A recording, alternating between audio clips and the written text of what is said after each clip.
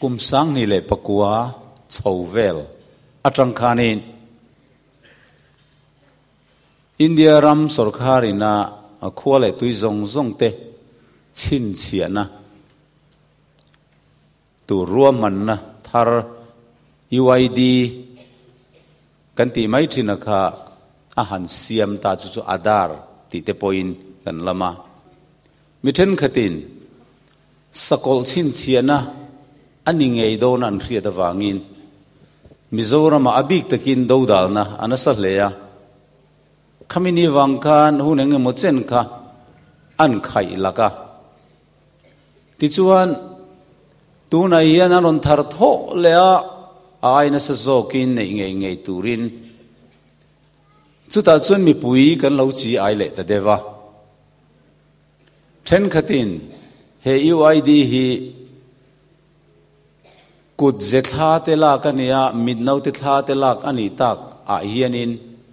เฮมิเตลเราฮิจวนนักกินเซล่าเอ็งมาติเทดอนเราว่าเลยฮัลขับเจนินมินหงบวยโดนะสกอลชินเชียนะคะอันนี้โดนนี่ตีอินหวยเส้นตะกินตุนไอเฮียนเราดูดาลบกะสกอลชินเชียนอาลูนี่โดนนี่ตักจวนกันไงท่าอาชีมีดอนเราวันนี้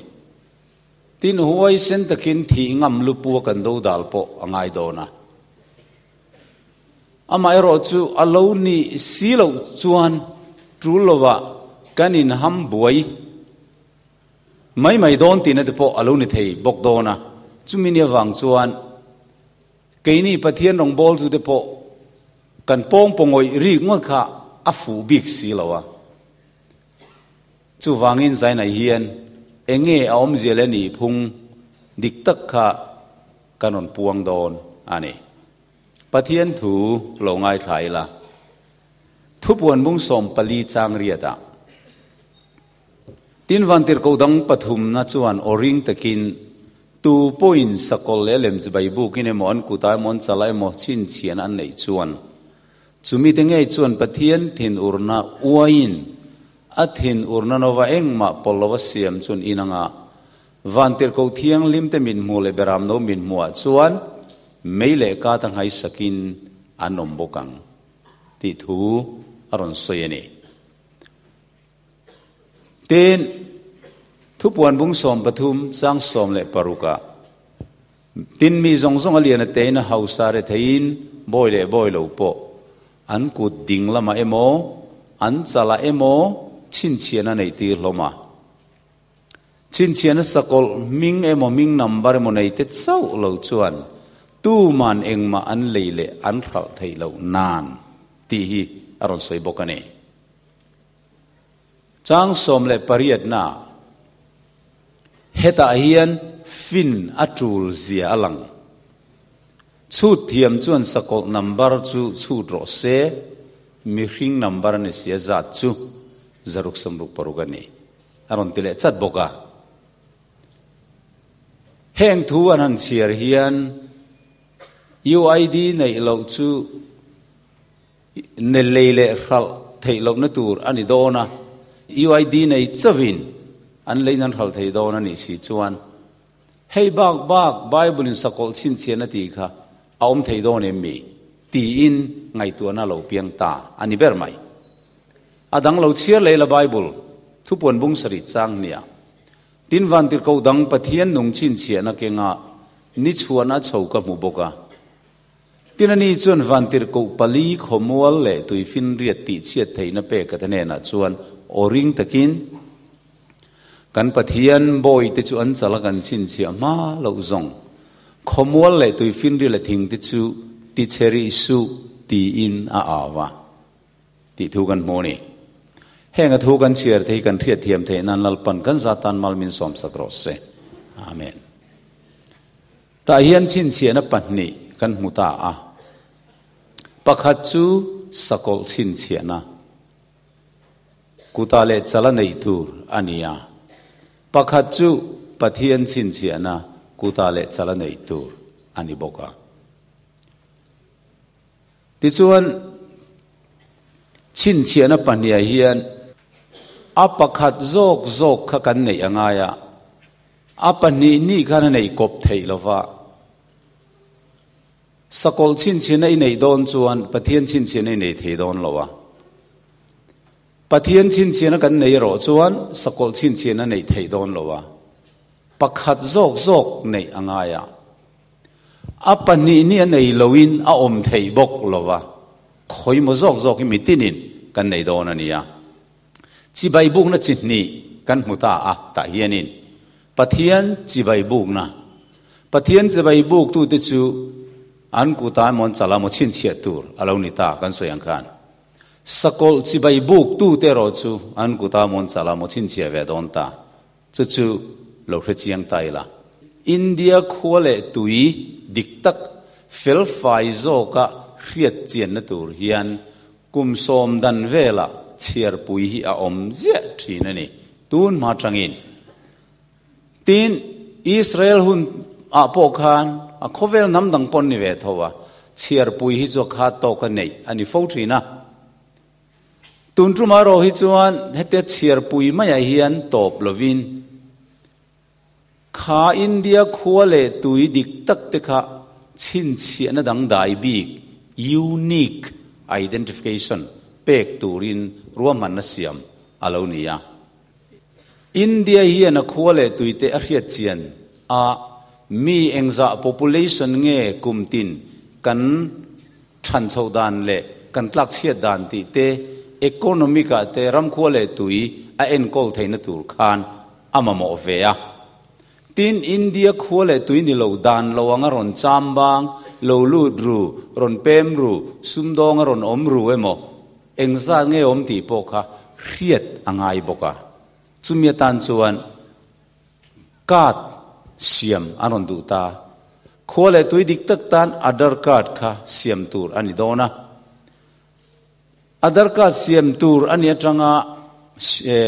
ทารุกอินเดียรามาอมตูร์เตปกค่ะมีขวลปนี่เซกาดค่ะเสียมสักเวทเอาตูร์อันเตียนี่อามาเอรจนกาดขดังลำบีกังขัวเลตุยกาดนิเวลวินมีขวลจามบางเขียดรันนตูร์กาดอันนี้บีกโดนะอารมณ์ปอดังโดนะนี่ที่ชวนสังนิสมาคานอินเดียสุรคาร์ไลปุยชวน NPR project ฮิโลดวงชัวกะเฮ project ฮีตัวชุงให้มี local village กันเตียงซู sub town กันเตียเต district level ครั้งกัลปุยอันนิจนะชุดตาชวนนั้นกุดท่าเตอันมิท่าเตลากอันนี้ให้มีนาอาทิลตุมช่วยเงี้ยนี่กันติชวนอินเดียมาเจงมีมัลตินเตชินเชียนดัตต้าเบสห่วมเจ้าโจกตักเละจังทลุงตะกเสียมอันนี้ดัตต้าเบสเฮียนมีมัลตินเตจันจินลักโฮมเตกิมตะกดาตูร์อันนี้โดนนี่จุดทลักตูร์ปอยโมซัวลปฐุมาชวนกันหมายเมลกันท่าอันหลังกันกุดจุงจังสมเสียอันหลังกันมิดนาวเตปัตนีท่าอันละบกังที่ส่วน UID เองเนี่ยเองบัวใส่อันนี้ชันจุ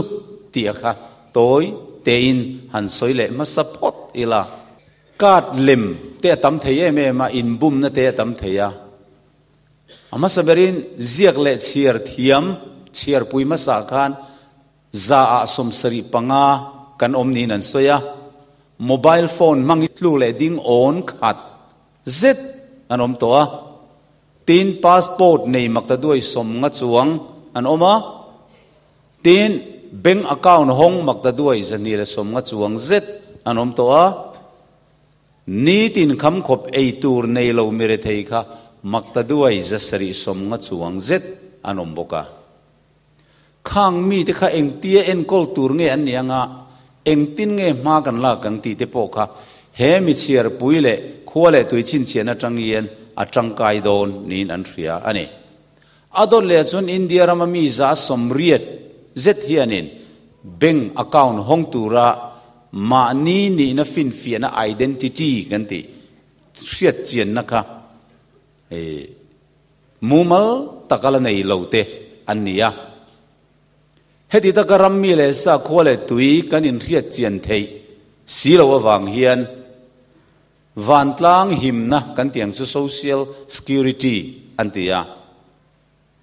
chumia tan fel fai zo ka in rel bol na te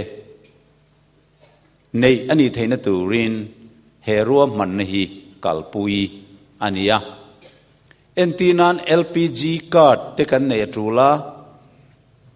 pension lak na tura pension card te po siamangaya zirlai ten scholarship andon theina turin ID card an nei angaya tin heng niza in lo na kan tiang chi entinan NREGS an ti nge ni hetiang tan po khan job card nei te alo ngaya tin life insurance ti turin card nei angaya motor khal turin driving license card nei angaya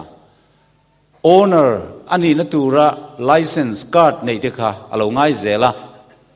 til ngai kha tam em ma khang zong zong kha UID ya khung vek ani huna chuan ka chi rang rang ken bor tre tu ngai lowang anti bokani adang le chuan UID an buas sai atul anti em na chan le chu sarkar lai pui hiarin kum tinin hemi India ram state pumpuya mi noi nung zok te changkang lo zok te mayang tu huat thu ni lo sela nu fual zok te dom kan na tur hian budget vaibel cheng omozat kum tin arwa mana amai ro chu ruam man na fel fai aman dan tur te eng ma ruat a omlo awangin adong tu tur mire thei tele har sa ten dong lovin tu te mommi fing sarkar na thok eiru phak chin ho khan kat lem te siamin thil diklo tak siam khan an lo eiruk treu thin awangin India ram hi kan nu fual renga kan re thei renga Mizoram te po chu eiruk na kong ain hon zau lu tu ka wang hian sarkar lai pui chuanin he UID hi siam atul atita ani ber mai chuti chuan India khole tuidik tak te riat chian na atan chiar pui ne ya chung ami le sa de chu ID card pek zel UID siam sak zel kha alo tum ta a ti chuan planning commission nuaya sarkar chuan ada February sangni pakwa khan Unique Identification Authority of India alam toin uidai kan tia chu chuan lo din ta chairman ta nadan m nilekani chu ruat alonita ane enge lo poimo le na pakhat chu kan ti chuan UID anron siamuna Aadhaar card kan nei chuan ID card lema in bum na kha aom thei don to lo khakat lemron mangtu re reng kha an kut ziale an min nau te lo en ani chuan an kat kha alem mani di kha alang chiang hal zel dona tu ming lem ma in engma kha an eiru thei don to lo wa chuwang chuan ID card lem duplicate siama scholarship mi don tu lo in don sakemo ani lawale scholarship dong tu ra tharau master role lem siam kha abodon ani chu adot le chuan terrorist te hiat ran thaina turin India khole tuite nilo rampon tang India ram cho boi tu malo lu rute man chua zung zung ani thaina tur khan unique identification hi alo tang kai le dona tin eiruk na corruption ti bonan khan apoi mo em bok kan soi tong khanin minglem siam le diklo ta ka lem siama sum cherel kha om don lowa su tun la black money an tiang zong zong te kha a om to don lowa ni chu tu na modi hian heng thil hi ta wang khanin black money tam lutuk chu wangin circulation kha om lowa poisa chevel lengvel tlema wang khan rammi pui kan re theya kha kha du lovin sang no le janga not an tilum thut mai ania chung te chu thil thatak po ani mel viawani tin ID card rang ni china kan soi kan ken khom tre tu tur ration card kan tiang chi te fishing permit te border ID card te driving license insurance license scholarship lak na tur ID card college and admin na tur ID card university and admin na tur ID card ti kha rang ken treu ngai to lovin UID a hian an khung mai do na chu thil a all I don ni in an ria ani he UID card mang hian ration te po lak ani to don Aadhaar card mang hian in chu sarkar ina rammi pui te ta na subsidy rate bu fai ration chini cooking gas kan ti te le thil dang abuat sayaka khwale tui dik tak ID card nei te chuan aman tlomin an lei thei anga ma se kha Aadhaar card nei lo te ro kha chuan kha mi sarkar control khwale tui dik tak te ta na aman tloma lei turang kha an va lei ve ngot thei don lowa attowa an lei angai thung don ti na mai ani tin biometric enrollment chung changa hemi pia lam hian thil soi uar soi bel alo oma chung chu DNA te po an lavek don ti hini kan DNA te an la anga ti chuan min nau te tha chau ni to lovin nakina pe chuan kan dental tha iti mayang kan ha se na nu thleng yan minon lak sakanga khatiang khanin min chin chian na se mem dona antiani dental impression te po omdonin anan soya kan taksa liam pem kuwa lapua hol faina tante DNA sample lak te ka alangai nga forensic procedure man chho zel anianga te ti in an soi la om chho tial ani amma ero chu hengi finalo sang zel tang chuan ati thei po aniang ma selangin hetiang ang theng DNA in lak sakte ang chi reng kha chu sarkar hian ti alatum lowa human right dan kal ani bok se wangin zalen na bo chiat na mimal zalen na rabe na ani wang khan ti alatum chin lo hrim ti in lo hriat ka duwa khovela hei phal ani lawani ti chuan barcode lo soi chun zom le taila zeldin thu bol mang ho chuan heng sumdong tu tena an sumdon na thil siam chua aman le quality engkim an chin chia na big an man ni ta big khiat theina tura number an pek barcode computer ra han chiar zung thei tura te kha a mor sei pathum lo om hi zar paruk theu anan pek saka zaruk somruk paruk an vuwa ta a heng dei sakol chin chen aru kin lo ni reng to ti ten an soi bel thin ani hei hi chu ma puya te zel din ti film channel a yan soi sela om via vin garia zel din ani chung chu heng bar ko teng ti hi dule number pariat zel khan da thaya pakwa zel pon da thaya zaruk somruk paruk wada sakringo ta wanga sakol number lo mebel ri ngota kha thil nui za thak lama akal ani tin heng bar ko ti sei lekher lo te pon an siama a in rual thap te po atam em chuwang chuan zaruk somruk paruk wa pek big na tur hing te ki om thei to lo reng a zaria somriat priat po pek thei to lo king bar ko te ki hetiang mangyen chiar thei read thei ania scanner kan tia heng mang vek hian khovel hi kalpui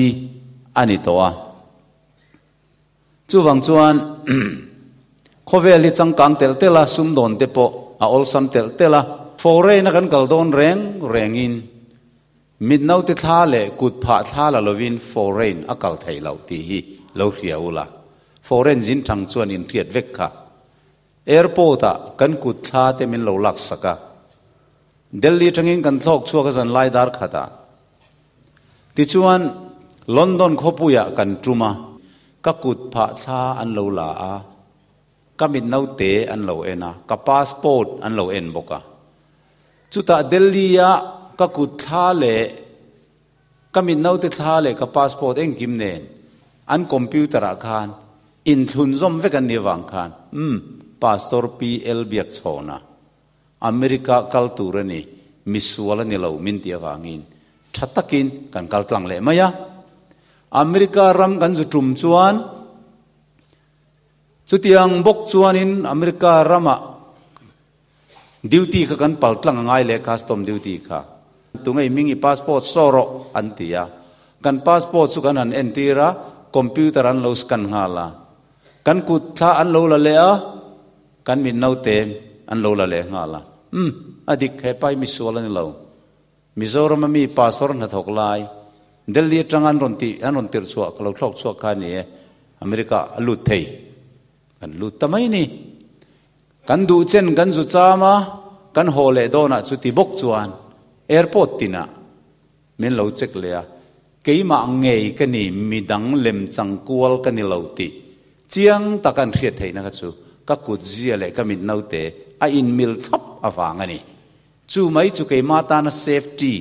ka him na turatan chau ani zoka sakol nen in lai chin na reng reng anei lawani ti kha kan hriat apoi mo me mithen kha chuan anan zeldin chho zela kut dinglam tha chau an lak na chan po hi an kut dinglam ai mo ti chialom bible khan kut dinglam sakol chin chen nei turani ti in an ngai bela ma sela thangkur tong kam takin asabram kal lo tha ke tiang de le khan hriat lem wang ani zok ani kut veilam po tha hi lak tho ani ya kut dinglam po ani thowa kut dinglam la kan i bi ga wanga hlaoma veilam la kan i wanga hlaom ta lo kha ani chuang lowa a in ang vek ani ti kan re tur ani ya hei chu identification atan chau ani mi hring ama ngei hriat chian na identify na tan khan kan soi tong khani passport chu ni maya passport ai hen visa an lo chu thina visa thalak min lo bel saka kan kal do na khuwa rama khan kan vakala kan soeng khan kan kuzia te mit nau te ten lo en thin ni tin tun lai hen in soi thai la om le chu biochip ti hi ni ta ne biochip an ti chu enge ni microchip an ti chu chip te reu te ma selangin kan bai data kan chan chin kim chang ero da ve thei tho si kha te reu te te an siam thiam ta a chung chu du chuan vun kara te ada theya hetiang te khian an kut vun kara te an da a khi bai chip landan chu ani ta ni tin a then chu chini phang tiat lek te reu te phek an siam boka chini phang sin tiat lek hi khita khian kan kum zat kan pian kan le mon kan ming kan house number kan bank card le passbook number kan poisa engkim kan address kha aleng ve tlat mai ni chu tiang da theina khop chu ani ve ya chung te chu hiau koronga an thuna taksa po da thei ania ki tiang khian a then chu phek lian deu ten an siama taksa hun kara le ti sen kara an dan thui bet le a ki tiang khianin a thei zia an chin an han practice experiment an han beya then kha chu an nung zang ru zone vun tholaya koronga yen kitiang khian an da sak boka khangkha RFID anti radio frequency identification anti te po kitiang khian an da thei ani a thei zia anon so ani ma selangin hei sarkar dan kal ania mibik lungin tang tele misual tu te mon tlan bowan laute ro chu sarkar palna mangin da lui sak thei ania heng te hi in soi thain tu na UID aian chu tiang kha tiang chuan biometric very cheap biochip tere te kha anon da anga in resi lawanga sakol khana chin chiang het tlat don to chuwa khami manglo chuan engma poisa point deposit thei don lo bank in dor thei don lowa engman lei thei don lowa sakol chin chian ani don chiang ani ti te tin mit no te thala ka kha chalan nai e ma wang hian sala chin chia na ti kha alo ni do na ti ang chi te zel din thu bol kha atam viewani tin healthcare Obama healthcare kha lo lau vele em boka Obama healthcare akhanin heng RFID kan ti radio frequency identification te da ve ka ngai do na healthcare alu zong te chuan hetiang hi alo ni to wangin a hla omani sakol chin chian ani do na ni ti in kha bank account te ne na thun zoma data zong kha record vek tur ani ya ti in ain soi thai thin ani amai ro chu zaina hian kan khiat chian em tur chu zoram mi pui te hian thil reng hi mi soi na zong hi kan oi tur ani lawa atak adik kan fi angam ma support tur ani Obama healthcare hi mire thei big BPL chinta na siam ania mi pang ngai chinin ti ve thei ani lo tin khang mire thei chin BPL kan tiang chin ten an lo siama healthcare scheme an lut ani poin an fanu ten lo thang lian an fapa ten lo thang lian le khan lo zir puitlinga sarkar na ten on thok ve thei to a an income lo that chuan Obama healthcare tangkan drop zel tur an ni tax tangkan an lo muveka engkim ka an income zong ka riat vek ani wangin nang zu healthcare itel thei to lo ti mai kha ni ya hei hi Mizoram tan po ni lawa America zong tan po ani lawa America a po mire thei chin tan chau ani ya sakol chin chen nen in lai chin na reng anei lo ani chu nakin zela po kalron soi fia don chawa radio frequency identification le UID hi soi fin mi alo tur ani bokani UID chu India khole tui zong tan ania RFID ro chu UID ma dain an bonga te an kela an rana an sakora abo an bo thui luat lo na tur le an zon mu le thoi thine turin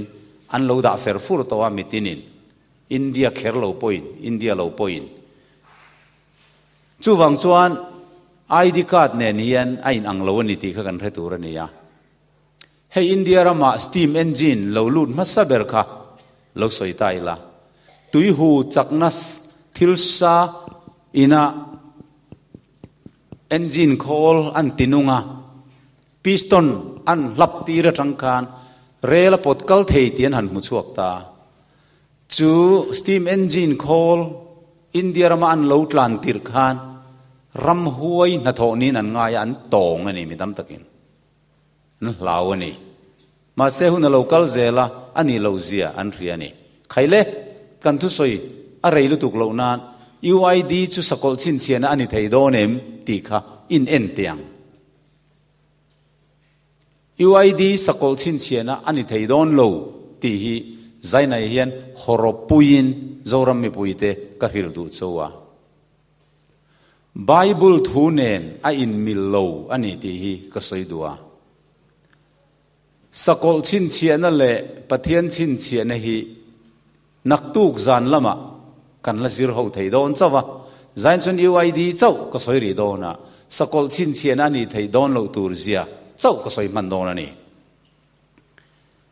ama saberin India sarkar hi sakol lo ni selang chuan Bible na sakol ati hi lo ni selang chuan akhuale tuite a chin chiana kha sakol chin chiana ningal mayom tak chu ani ma se Bible ina sakol asoya hi India sarkar hi ani miau silo awangin India khuale tui chin chiana sakol chin chiana ani mailo ani tin ador le chuan sakol chin chiana chu mi zong alianate boile boilo po beram no nun na bo ming chuang lo zong kha sakol chin chiana nei factor anita UID kan ti hi chu India khuale tuitan chau ania khovel a huap lo ani mi zong po a huap lova en tinan Mizoram UID kan lo siam Aadhaar card kan lo siam chuan kan unaw barmarama tanga lo zin restaurant ate thingpui dor ate in lo fa thani khat ron in lo zok tan siam thei ani velo kan naw omaron in lo te tan po siam thei ani lo Bangladesh tanga lo gulu dru te tan po siam thei ani lo India khwale tui dik tak identify te tan chau ani chu chuan sakol chin chian nen in an na nei lo ti kha aron tilang chiang le ani mi zong zong a huap lo awangin tin UID hian sa khona nen in lai chin na pakhat ma in zom na pakhat ma anei lova Punjabi Sikha khua bechungin UID anei theya Christian ani kher angai lo Judaism ni chungin UID anei theya India ramami ani chuan Buddhist kho bechungin UID anei theya Christian ni chungin UID anei theya UID hian kan rin na kan pathian thu hi pakhat ma a khoi nging lo UID kan nei wanga Hindu ni zutul don ni se chuan UID khan nei lo top chi ani UID kan nei wanga Christian na hi phat san ngai tur ni ta selang chuan UID kha thi na poni se kan nei lo mai tur ani ma se UID nei reng chung hian tharau thiang limin akha theya I suwa alarin reng theya sual ala ne vek theya UID hi chu he khovela mi hring kan ni chunga kan chen naram sarkar nuaya kan kho sak chunga ti salam thil indoor na le office indoor na thil all ai zok na tura buat sai mai chau ania tharau lam nen ingkung kai na anei lo chu kan riat chian angaya chu wangin in bum na mai ania Bible om zia he chiang lo ten thil engamani ve om tak anon zel din thu bola an soi tawak mai kha ani chu lo chin cheu langin UID nei chungin engpo kan du kan lei theya UID nei lo point poisa nei chon bazara adu a lei theya amai ro chu UID nei lo chuan Aadhaar card nei lo chuan khwale tuite ta na Sarkarin subsidy rate control bu fai reson chini convert tui apek te atloma leikha thei lo don ti mai ani tin mit nau te thalak hi sakol chin chia na chala nei na tur lo ni ta ang se ani ti na ni lovin India rama hian mit munei lo Mizoram mi hring aya tam an oma chung chuan I suwa po an hrelowa Krista po an ring hek lova Hindu sa khuate an nia an nget ema an mita chin chia na turan nei ve lo awang khan sakol chin chia an nei thei don lo ti na miang an chala thil a thak tak ania he ngai to na hi an don kim lovani mit nau te thala khi chala chin chia na anga anan soi ngot mai hi mit hi chal an latingai lo rim khovela hian mit chu mitani chal alani lo rim tin mit nau te thala kha sakol chin chia na India khwale tuin Mizoram sarkar te mangin computer mangin kan mit nau te tha an la ka hi sakol min chin chia na tur lo ni ta ang sela kan chala chin chia na tur lo ni ta ang sela ani ti na ni lovin pathian mi te kha an chala chin chia ve tho tur kan nia pathian mi te mit nau te tha hi tu lak ve tur nge ni ta ang ha pathian mi te mit nau te tha hi tu nge ron la ve ta ang India sarkar bok enem yang mit nau te thala kha chala chin chen ani don si chuan chung theng chuan ngai tua angai ani tin pathian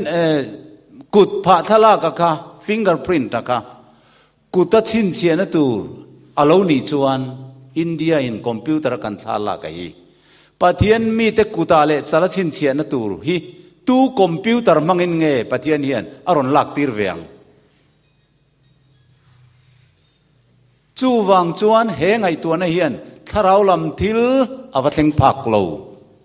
UID hi sakol chin chiana ni ti a lo in soi thai tu te hian ka tong an huat thu ni lo selangin Bible pathian thu tharau na an zum hu phak ri lo ti na mai ani pathian thu hi tharau ania tharau atang chau lo chuan a riat thai lo polan atia korin bung nia sakol le alem chibai buk na le pathian chibai buk ka kuta le chala chin chiana thu hi symbolical term manga soi ania thu puan hi symbol tong kama mang trin beram no ati chuan hetilaya beram no vai ho nan ron tal thin soi na hi ni lo Isu Krista soi na dai ani sakol anti poin bong kol emosakei kol emosai kol soi na ni lo setana soi na dai ani symbol ani zo ka ni chu tiang zelin chal ati po hi hemi chal tak tak soina ni lo symbol tho ani kut ati po in hemi kan kut tak tak soina ani ve ngai lo hemi prophecy language a hian thrilok na tong kam a hian symbol amang mai ani chu chu nak tuk zan lama chiang zokin kan zir tur ni wang ka soi man ri lawang chu wang chuan kut pha emo fingerprint kan ti le min no te tha hi sakol chin chiana chala nei na le kuta nei na tur aloni si chuan pathian mi te chala le kuta chin chiana kha tu computer mangin nge lak ve don ti hi loin zot la ibuai ma pin karing pathian boy te an chala chin chia ve tho tur kha nia pathian boy te kha an min no te tu nge ron la ve don America ho in miron lang ateu lo mai khalam ka ani lo ti hi lalli suamengin ka riat tir cheu lau tura chau kan lawang lau lo tur chu kan lau atul chuang lo kan kal zelanga kuta chin chiana kha fingerprint kha kut thalak kuta chin chiana lo ni don ta se India ram ringo ta hian ban po nei lo kut po nei lo hi Mizoram mi pui ai tam an omani chung te chu chin chia thei an ve don lo ti na miang ban an nei ve si lawa kut pha pon nei ve si lawa ma se khang kha sakol chin chian an nei thei lo ti na ani don bi reng reng lo chan nam lo tur lali su Krista ring tu an ni lawa piang thar dik tak tharau thiang lim nei tu an ni si lo chuan ban bu lengang ma se khrem hunan kal don tho tho sakol chin chian an nei don tho tho chu tin ni chuan sakol chin chian na hi UID ni lo ti kha aron chiang don ani amen UID lo nei to te chuan an kutte an tan le anga yanga an mi te pon kher chua le nga yang an tia manni khan champaya nu pakha chuan lung lei tanga kalin atupa pakha chu ami te lo kher ngor ngor ma yan thi a tre tur tur thenom khoveng an lo tlana an manta police anda an tia helaya hianin chan mari venga hen chu tiang nu pakha chu lo om boka ka tong hi min lo huat karing lowa ane na ka vakala heng thilom je kan thil hian lim ta em ma UID kha lo la to sia a soi thai ho khan i kut te tan le mi te kher le lo chuan chan da min thei don to lo ni ti nan lo soi thai wang khan pathian tharau thialim kal san to in nga in sakol chin chen nei nge te in ngai khan cho po lo ai tha thei to lo wa lo tap to alo nia ma se ka vakala pathian thu om zia ka hil khan lim taken tu na om ta lal pa suf kenom ros se akut pha po zu lo tan te reng se fingerprint kut pha thala ka khalo tan po se kut bul khan lo om ta se kut bul chung hian ui re thei thowasin kut bul chung hian dot tel soi thei renga kut bul chung hian pathian thu the oi lo thei thowa cụt tần bùn ringot kha van ram kal na tur ani ozong lo tin UID nei lo ringot hi sakol chin chian na laka him na ani don reng reng lo wa UID nei du mia lo ho zungol ve te hi chan dam ani don em UID nei mia lovin corruption ati theya do ta soi reng theya ui re reng theya UID nei lo ringot kha pathian chin chian na don na tur ani don reng reng lo UID nei mia lo chung khan sakol chin chian na an dong don tho tho chu chu nak tu za na chiang zokin kan soi don ani tin cụt phá thala ka kha sakol chin chian na lo ni ta ang ni se hi ka ti lua lua ke ani lo tur hi poi ka ti sakol chin chian na hi cụt je thala ki lo ni ta ang ni se la sakol chin chian na computer in a read thei lo tur a siam dang lam kha a ol ai le lu tu ka i cụt khan mailing han hum chin la han ti dur pip pep la eng computer ma khan i cụt zia ka achiar dik thei lo re re cement te han khoi langin cement ban te kha i cụt long in han zut vel la cement na te khan thok la han hambor bor la ban te khan chung la i cụt zia kha lo ei che rup mayanga eng computer ma khan a read dik thei to lo re re chu tiang bokin mit nau te tha po kha i mit te kha lo nuai dur pala mit mi ma wange lo nuai chiat pal phei chuan eng computer ma khan a mudik chuang bok lo tuna beng a thok te po khu zot ula an beng ka an computer khu password lock te an lo mang ta ni lo le finger print lock ten lo mang ta an computer hong turan be erase kun mem an ku zia ta tuya ten wa chia le te te an ti fa ya ten an ti chu pon na lo chiar le thei lawa tuyan wa chia le an ti fa le ten an ti an ten hong thei or chau ani hin moai te ro i ku zung pir tha an lo la ka kha han ti pem la han ti ser nung la eng computer a ma khan a chiar thei to lo che a hla om na pakhat ma om lo a hla om lo lu tuk hi ka zak zo ka ni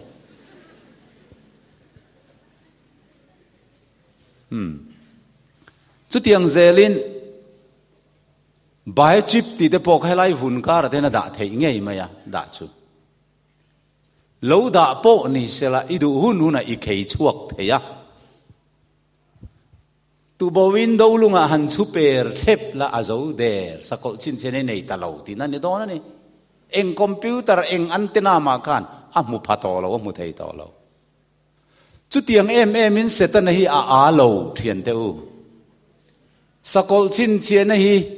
ID card ip te a bo thau pal mai thein setanan asiam don lo i thau bo pal phei chen eng te ti don sakol chin chen thau pal thein don lo i harang u pathian mi te u tharau thiang lim zir ti na hi i pom jok teng u khai bible hi izir ngunang u chu wangin he tiang a hian i boi lo ngu khai ti hi kain cha duwa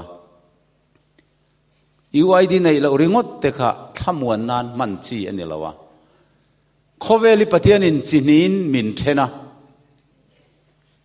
pathian nung chin chiana le sakol chin chiana in mi zong zong min thiar top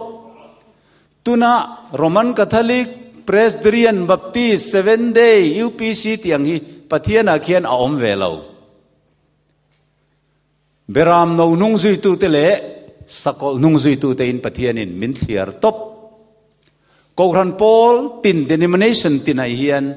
mani eng donang zela Isu Krista ringan piang thara tharau thialim kai roi na donga mani eng donang zela adiga piang a tha piang zom du piang thar Koran Paul tin an om vek chung mi te chu mu thei lo Koran ti avwa an nia chung mi te chuan pathian thu tak hi an ron hriat chian chho zel chuan pathian nung chin chian ka an dong do na câu ran Paul tinami piang thar lo zong song chuan tharau thiang lim an nei lo wangin sakol chin chiana an dong vek dona UID nei lo zong point sakol chin chiana an dong vek don an pem na mun atang khan sakol chin chiana an dong tho don UID nei lo chung po khan chu chu kan thia tangai ni tin chal han ti hian ka soi tong khan symbol trong kam te khin tu trong kam mang ani wangin he kan chal tak taka zaruk sumruk paruk ronin ziak tur hi ani iring suang u thupuan hi prophecy antia hi khilok na trong kam ania thupuan bung som pasari chang li chang nga khailo chiar tiang chu mei che chuan puan sen duk le sen lar asina rangkachak le lungman tam le tui kep lung a in bela rangkachak no thil te noma mi ngai chi na thil bol lo akhat akenga achala chuan thuruk babulon khoro pui leino ti zuar te le thil te nom te nu ti ming zia ka oma ati he no chi zuar ati hi ko ran kal sual soina khania tui tam tak chunga thu no chi zuar kha achala babulon khoro pui leino chi zuar te le thil te nom te nu ti ming zia ka om ati ko ran hian chala nei mo reng le angia lang na kan lak don chuan khoi nge ko ran chal chu te khin tu tong kamani ti kan the thiam tur ani then teu ko ran kal sual no chi zuar ko ran soina ni ale lama chu tiang che chuanin ka hanen ngai te beram no zion tlang ding le an chala aming le apa ming ziak mi nuai khat le singli le sangli kamuwa atia hei hi khovel tomna buaina tribulation tur chuak te pathian chin chiana chala dong te asoina khani ta chu beram no zion tlang ding te chala chuan pathian chin chiana a ming le apa ming ain ziak ati zunia pathian ming le pa ming hi kan chala ron ziak don se en computer in ngan on ziang chandam te chala hian unau te u pathian tu hi tharawani tharawa tang riat fia angaya chu wang chuan he lang thei mu thei khoi thei thila chin chian hi pathian le setan hian thaupal mai thei le khoi chian mai thei thilin min chin chia don lo ti hi kan khre tur ania chu wang chuan pathian thu kan zirngun angaya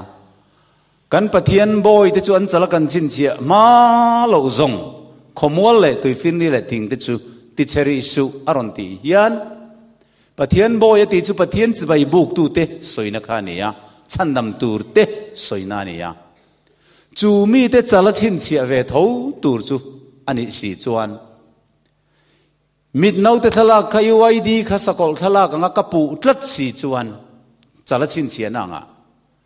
pathian mi te chala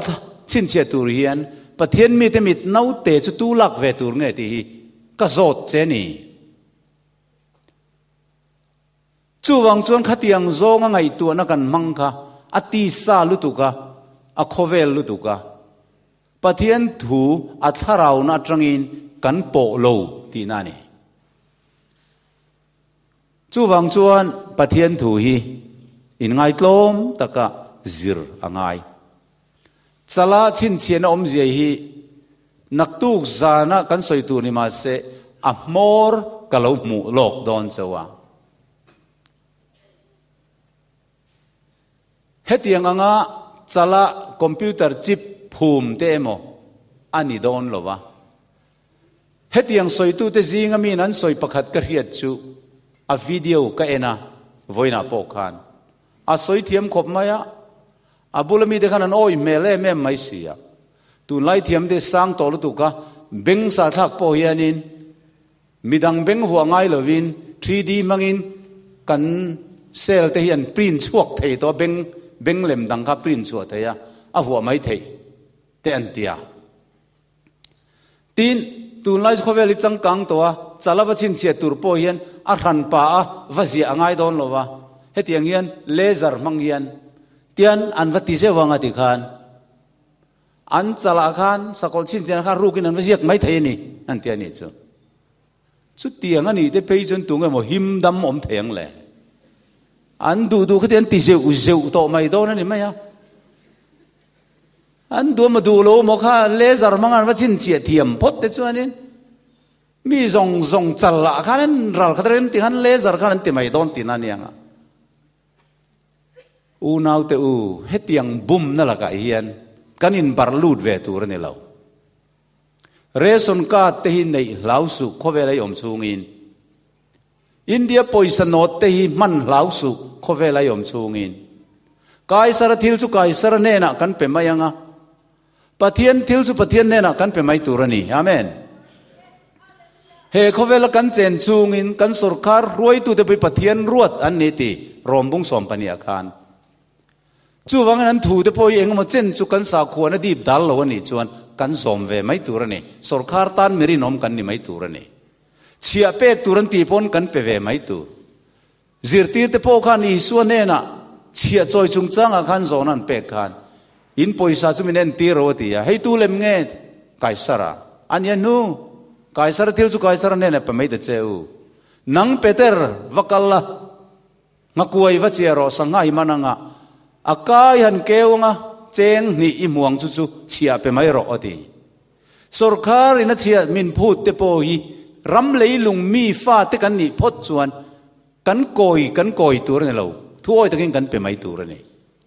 kha khan kan pathian thuoi na adal lo apoi berzo ka chu bible zirti na dik pathian thui kan bo chereng sianga reson card nei kha engang pon lau mai la uid kha engang pon nei lo mai la bible zirti na ang lo kan kal si chuan setana chin chia sakol chin chen chu kan dong don tho ti na ni zok chu wang chuan chal han ti hi hetianga chaldar tak taka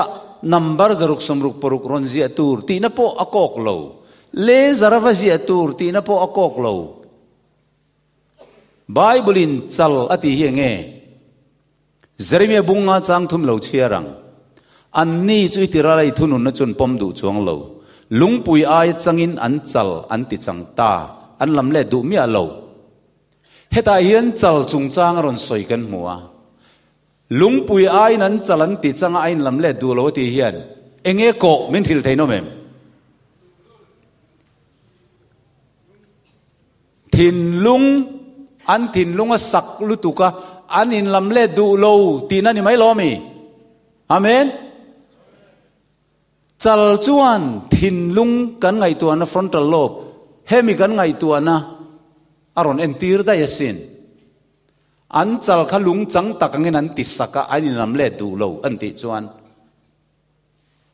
thin lung sak soina dai ani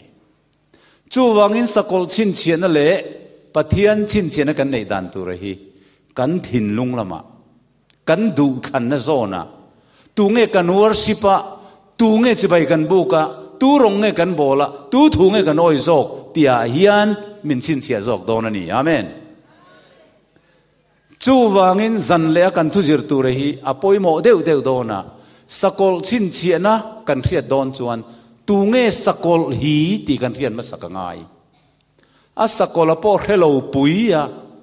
sakol chin chen lo in soi thai vak kha thila thla ka ni chu wangin zaina hian lalpa isu krista hi kan ringanga million teri nai chon lalpa rin na nga hi athazok atiangin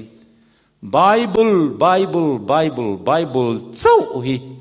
kan thurin in nga na ani turani amen he thu tak hi kan lo riat thiam theina tur le pathian nung chin chian dik tak kan don theina turin kan thu soi te lalpan mal min som sakro se amen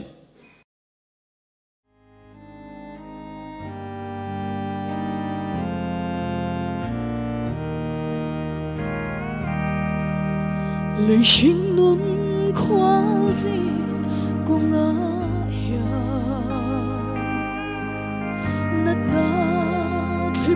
tên mình ngồi mà sẽ có vui một lâu lăn bờ mi sinh siam chát na khó dur angay ang hiyan kanun na hiyan khó dur angay ani kalal pa ngay chua min em san ngay lo min nom quy đánh chi min can san ngay lo min tham buồn rèn chi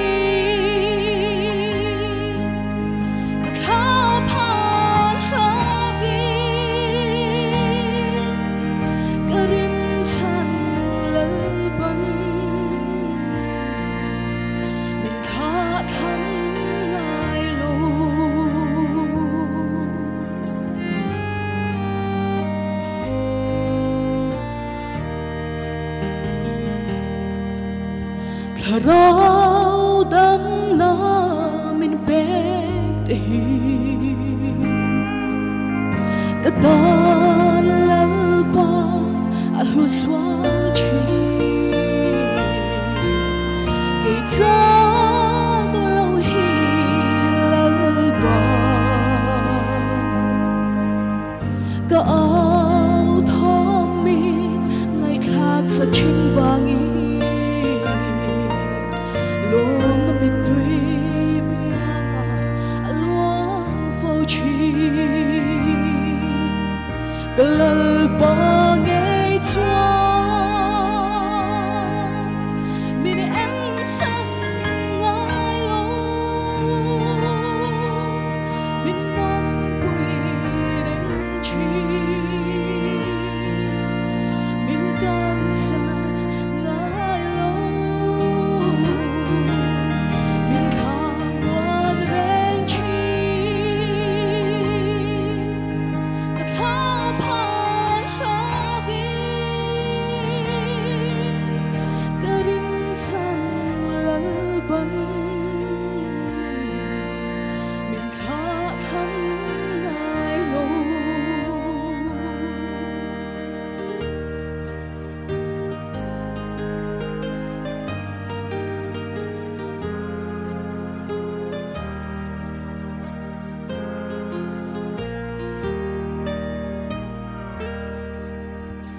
ngày tu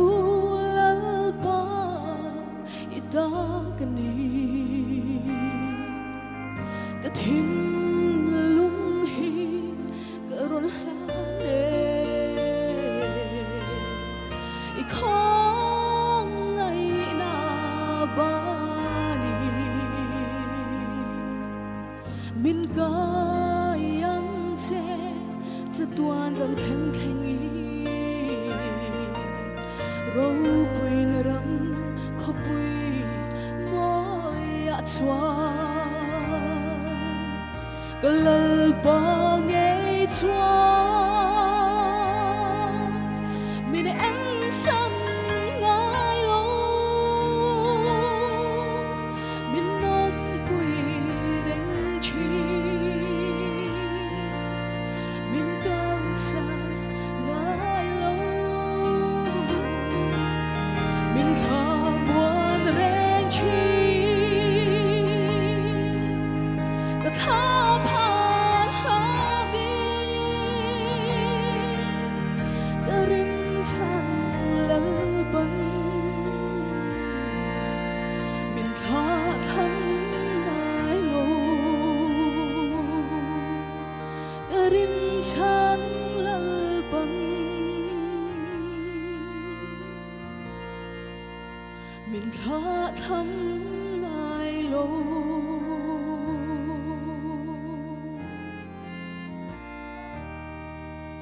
lal pa ro pi ro se